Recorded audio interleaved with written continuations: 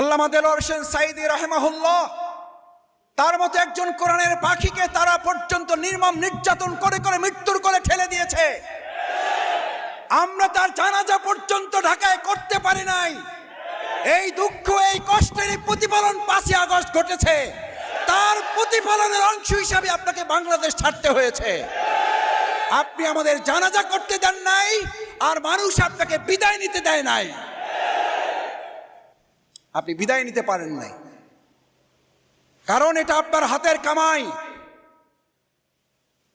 বাংলাদেশ জামাত ইসলামী 15.5 বছর বিরোধী দলে থেকেছে, আর আপনি ক্ষমতা ছাড়ার পর 15.5 সেকেন্ডও থাকতে পারলেন না।